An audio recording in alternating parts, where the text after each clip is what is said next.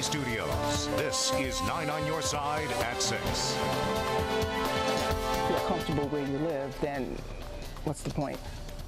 Homeowners in a Greenville neighborhood say they will not stand by and let crime happen anymore after a preacher was shot and killed. Plus, a mother says the person who hit her son drove off and left him to die, and that person is a coward.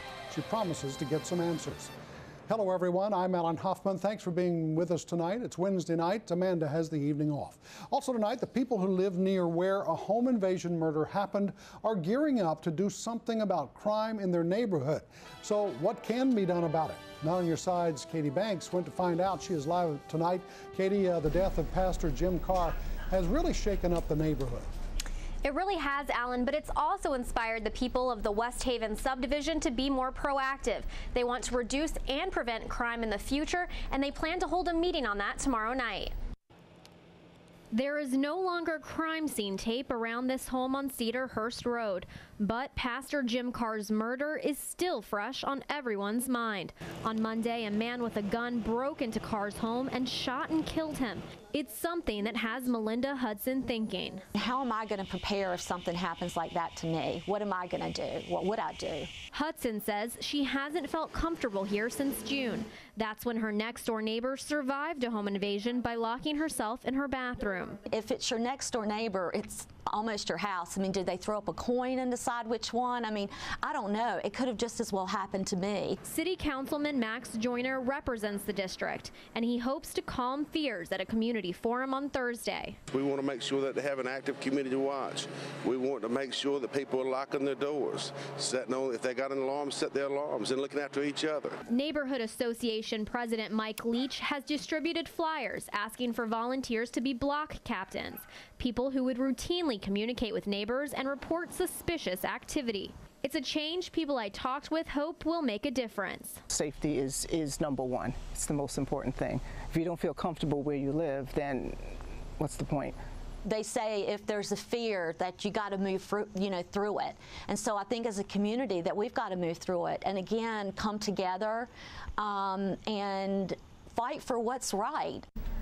Some of the suggestions people have that they're going to bring up at tomorrow's meeting are having better street lighting, they want to increase police patrol, and they want to have more routine block meetings. Now, if you want to go to that meeting, it is tomorrow night at 7 p.m. It will be at the University Church of Christ here in Greenville, and the mayor and Councilman Joyner are expected to attend. In the newsroom, Katie Banks, 9 on your side. All eyes are on the tropics again as Tropical Storm Isaac strengthens in the Caribbean Sea. Storm Team 9 following every possible track. But, David, this one looks like it's going to affect us in some way, no matter what. It is one to definitely follow, Alan. You are correct. Here is the latest on Tropical Storm Isaac. Winds of 45 miles per hour sustained, gusts over 60. Starting to get more organized now as it's moving across the Leeward Islands. A westward motion at 22 miles per hour. It's going to continue on this westward track in the Caribbean, and it's expected to strengthen to a Category 1 hurricane just prior to moving across the eastern portions of Cuba. Now, once it does, the Storm Team 9 forecast, the National Hurricane Center saying that this system will weaken some back to tropical storm status before re-strengthening into a Category 1 hurricane and possibly impacting the peninsula of Florida. All forecast trends have it still moving northward. Here we are, eastern North Carolina, at the top of your television screen.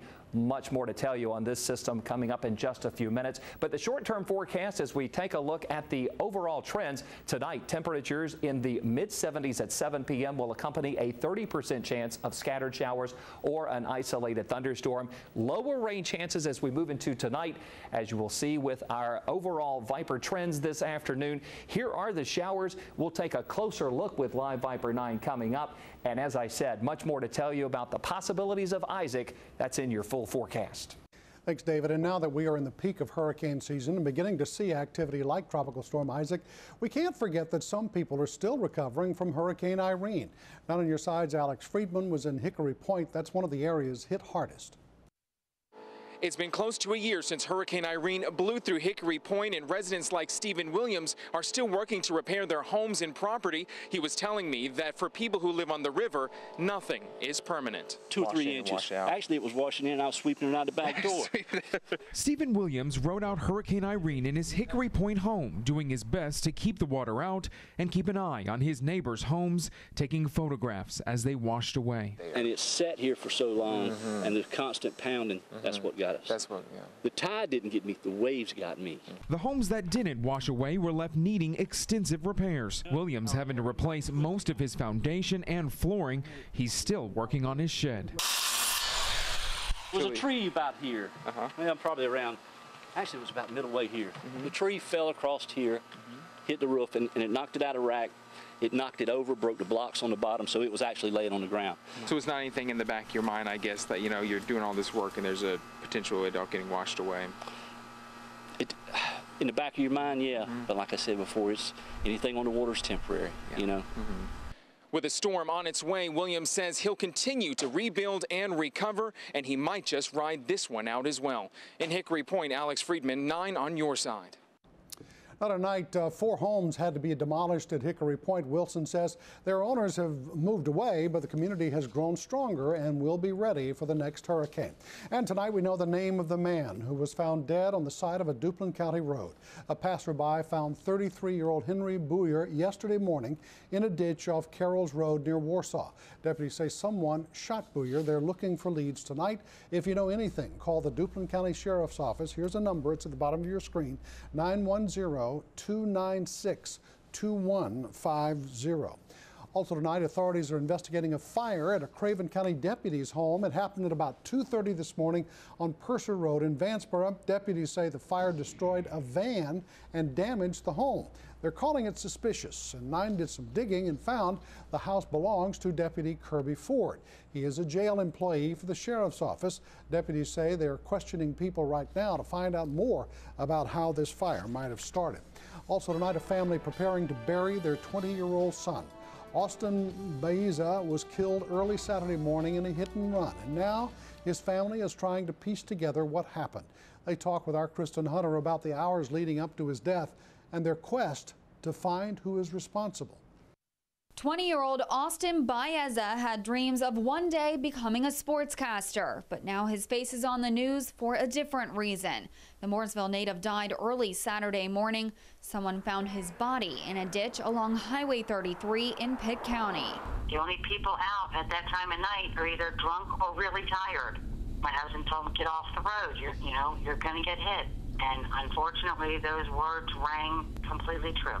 His mother, Nicolette, told me her son decided to leave his house on East 3rd Street in Greenville and go for a walk to clear his head. He moved to the city just 2 weeks ago and wasn't familiar with his surroundings. A little after 2 Saturday morning, Nicolette says Austin's calls started coming in. He was lost and wanted to come home. As he was walking, Austin's parents asked him to name any sort of landmarks he was coming across. And at some point, they believe he came here to Welcome Middle School, although they say they think he was confused by the sign. He didn't realize that it's WELLTOME Middle School. And so he just took it as sort of a salutation rather than the name of the school. And we do know that he was at least, hopefully, in the parking lot of the school. We mapped out some of the routes that Austin may have taken on Google, and it says it would have taken him roughly 2 hours to get from his house to Welcome Middle School back here to Highway 33. His family figures someone had to have seen him during that time, and authorities are searching the school's surveillance cameras for clues, but so far they've come up empty. Now the family has launched their own investigation, even calling all the body shops in the area. And until they find the person responsible, they won't stop. The only thing I ask is that the public please help us, because this person was a coward. And they left my firstborn, my child, in a gutter and just drove off. He was alone, he was lost, and they just took him from us. Kristen Hunter, 9 on your side. Now, investigators say they're looking for an older model gray Chrysler, possibly a Jeep or a Dodge. It should have damage to the right front headlight and to the passenger mirror. The family is asking body shops in the area to keep alert for the next several months because the car would not pass North Carolina inspections. Also today, friends and family stopped to remember Duplin County teenager killed in a car crash. A graveside service for 16-year-old Ricardo Zunzi started about an hour ago. Zunzi died in the car crash last Friday. He played on the varsity soccer team at East Duplin High School. His funeral will be on Sunday at Teresa Catholic Church in Albertson. Former UNC football coach Butch Davis must turn over his personal cell phone records. A Superior Court judge ruled against the coach today. Davis had been fighting to keep the records private because the records include several of his personal contacts. Butch Davis was fired from UNC last summer following an NCAA investigation into academic misconduct. A coastal police department spent the day training to prepare for situations they hope they will never have to respond to. And moving across the Lesser Antilles into the Caribbean, this is Tropical Storm Isaac.